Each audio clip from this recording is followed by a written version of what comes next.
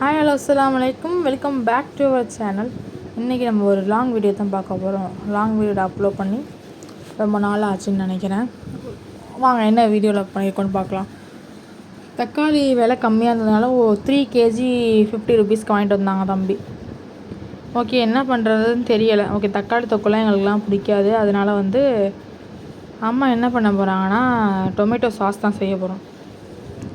கொஞ்சம் வீட்டில் tomato sauce அதிகமாக யூஸ் பண்ணுறங்கிறதுனால செஞ்சிடலான்ட்டு இப்போ 1 கேஜி மாதிரி டொமேட்டோ நல்லா கழுவிட்டு அதை நல்லா 1/4 இல்லை 1/5 நமக்கு அரிஞ்சு ஒரு குக்கரில் அதை நல்லா போட்டுட்டு தென் அதுக்கப்புறம் ஒரு 2 பூண்டு மாதிரி போட்டுக்கணும்.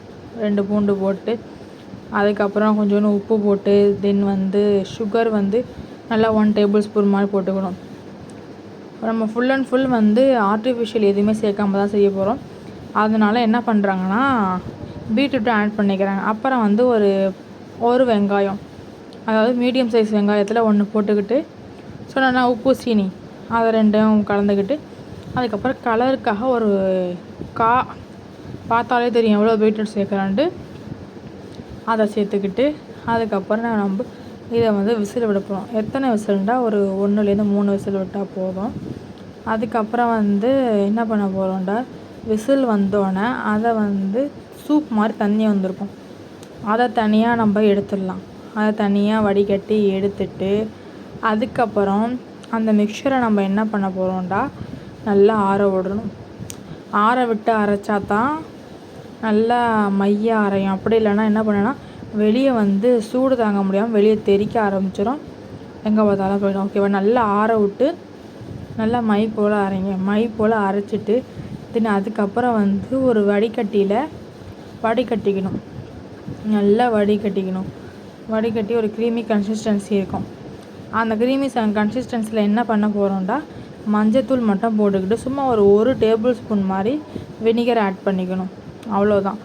வினிகர் ஆட் பண்ணிவிட்டு இப்போ இதை ஒரு விஸ்கோ இல்லை எது நம்ம கையில் இருக்கோ அதை மஞ்சத்தூள் நல்லா கரையிற மாதிரி கலக்கி விட்டுக்கணும். மஞ்சத்தூள் கூட ஆப்ஷனல் தான், வேண்டாம் யூஸ் பண்ணிங்க. அதுக்கப்புறம் 1 டேபிள் ஸ்பூன் கார்ன்ஃப்ளவர் ஆட் பண்ணுது, 1 டீஸ்பூன் கார்ன்ஃப்ளவர் ஆட் பண்ணிட்டு இப்போ அதையும் போட்டு நல்லா அங்கே பாருங்கள் எல்லாம் நல்லா பிளெண்ட் ஆகணுங்கிறதுக்காக மிக்சியில் போட்டு நல்லா ஒரு அடி அடிச்சுட்டு அதுக்கப்புறம் ஒரு பேன் எடுத்துக்கணும்.